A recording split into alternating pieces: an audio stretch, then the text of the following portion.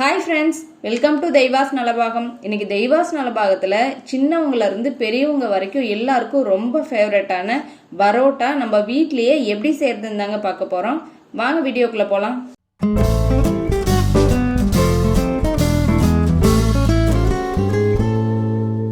First parotta செய்யறதுக்கு first மாவு பசைஞ்சிக்கலாம். அதுக்கு ஒரு அகலமான பாத்திரம் எடுத்துக்கோங்க.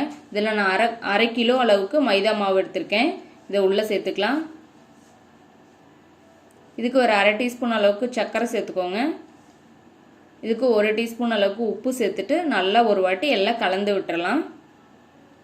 நம்ம இதில் சர்க்கரை சேர்க்கும்போது நம்ம பரோட்டா செய்யும்போது அந்த நல்லா செவந்து வருது இல்லை, அந்த கலர் வரத்துக்காக தான் இந்த சர்க்கரை சேர்த்துக்கிறோம். சேர்த்துட்டு எல்லாம் நல்லா ஒரு வாட்டி கலந்தாச்சு. இப்போ லைட்டாக நடுவில் வந்து குழி பண்ணிவிட்டு இதில் வந்து 3 டேபிள் ஸ்பூன் அளவுக்கு நான் ஆயில் சேர்த்துருக்கேன். இதில் ஒரு அரை கப் அளவுக்கு பால் எடுத்திருக்கேன். நான் காய்ச்சி ஆற வச்ச பால் எடுத்திருக்கேன். இன்றைக்கி நான் வந்து இதில் முட்டை சேர்த்து செய்யலை. நீங்கள் விருப்பப்பட்டால் இதில் வந்து ஒரு முட்டை சேர்த்துக்கோங்க. இப்போ உள்ளே சேர்த்துட்டு நல்லா இதை வந்து ரெண்டையும் ஒரு வாட்டி நல்லா கலந்து விட்டுறலாம். நல்லா இந்தளவுக்கு கலந்ததுக்கப்புறம் கொஞ்சம் கொஞ்சமாக மாவை வந்து நம்ம உள்ளே சேர்த்துட்டு இதெல்லாம் நல்லா வந்து சாஃப்டாக பசைஞ்சிக்கலாம். இதுக்கு தேவையான அளவுக்கு இது கலந்துட்டு இதுக்கப்புறம் கொஞ்சம் நம்ம தண்ணி தேவையான அளவுக்கு தண்ணி சேர்த்துட்டு இதை நல்லா நம்ம பசைஞ்சிக்கலாம். இப்போல்லாம் நல்லா கலந்து இந்த அளவுக்கு நல்லா பிசைஞ்சாச்சு. பாருங்கள், இந்த அளவுக்கு கொஞ்சம் நல்லா வந்து கையில் ஒட்டுற மாதிரி ஸ்டிக்கியாக இருக்கிற மாதிரி தான் இருக்கணும். ரொம்ப ஹார்டாக பிசைஞ்சிடக்கூடாது.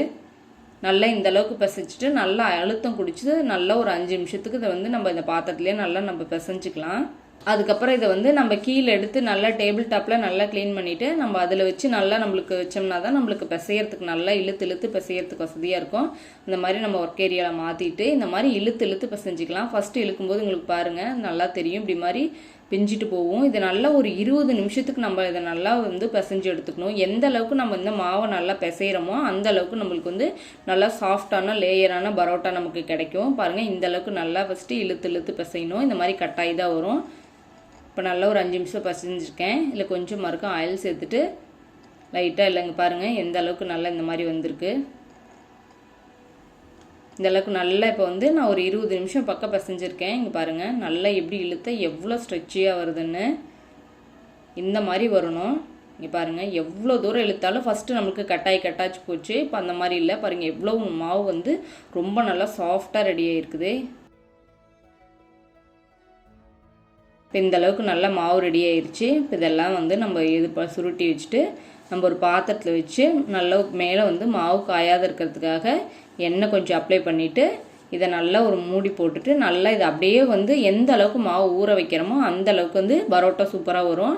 நான் ஒரு 3 மணி நேரத்துக்கு ஊற வச்சுக்கிறேன். இப்போ ஒரு 3 மணி நேரத்துக்கு மேலே ஆகுது. இங்கே பாருங்கள் எந்த அளவுக்கு மாவு நல்லா சாஃப்டாக வந்து நல்லா ஊறி வந்திருக்குன்னு.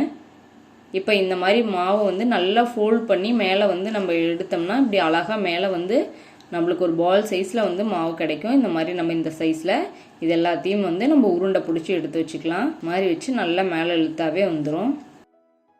இப்போ இந்த அளவுக்கு எல்லாத்தையும் உருட்டி வச்சாச்சு. இப்போ மேலே மறுபடியும் கொஞ்சம் ஆயில் அப்ளை பண்ணிவிட்டு இது நல்லா மறுபடியும் ஒரு 1/2 மணி நேரத்துக்கு இதை நம்ம ஊற வச்சிடலாம். இப்போ ஒரு 1/2 மணி நேரத்துக்கு மேலே ஆகுது. இப்போ அவ்வளோதான் எடுத்து நம்ம திரட்டிக்கலாம். இப்போ எடுத்துகிட்டு கீழே கொஞ்சம் ஆயில் அப்ளை பண்ணிவிட்டு கையில் வச்சு அப்படியே நல்லா ப்ரெஸ் பண்ணாவே அழகாக விரிஞ்சிட்டு வரும். இப்போ நம்ம சப்பாத்தி கட்டையிலையும் தேய்ச்சிக்கலாம். இந்த மாதிரி இழுத்து விட்டுட்டு கொஞ்சோண்டு தேய்ச்சா போதும். தேய்ச்சிட்டு அப்படியே ஒரு சைடு பிடிச்சி இழுத்திங்கன்னா அழகாக இந்த மாதிரி பாருங்கள் எவ்வளோ அப்படியே ஸ்ட்ரெச்சியாக இழுத்துட்டு வருதுன்னு. இந்த மாதிரி எல்லா பக்கமும் அழகாக இழுத்து போட்டோம்னாவே நம்மளுக்கு சூப்பராக அழகாக விரிஞ்சிட்டு வந்துடும்.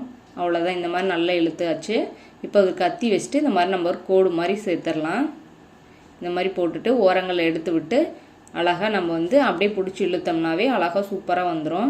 அவ்வளோதான், இது அழகாக மேலே பிடிச்சி இழுத்துட்டு அழகாக வந்து இதை சுற்றிக்கலாம். அப்படியே இது போல் சுற்றிட்டு அப்படியே இதை வந்து மேலே கொண்டாந்து இப்படி வச்சிடலாம். இது போல் எல்லாமே நம்ம வந்து சுற்றி எடுத்துக்கலாம். இப்போ வந்து நம்ம பரோட்டாக்கு இதை நம்ம வந்து தட்டிக்கலாம். அப்படி கையில் வச்சுட்டு அப்படியே அழகாக இப்படி நம்ம வந்து விரிச்சோம்னாவே அழகாக வந்துடும் நம்மளுக்கு பரோட்டா. தோசைக்கல் காஞ்சிட்ருக்கு, ஆயில் அப்ளை பண்ணியிருக்கேன். இப்போ இந்த அளவுக்கு நல்லா வந்து திரட்டியாச்சு. இதை அப்படியே வந்து நம்ம தோசைக்கல்லில் சேர்த்துட்டு மேலே கொஞ்சம் ஆயில் அப்ளை பண்ணிக்கலாம். அவ்வளோதான், திருப்பி போட்டு நல்லா 2 சைடு வேக வச்சு எடுத்துக்கலாம்.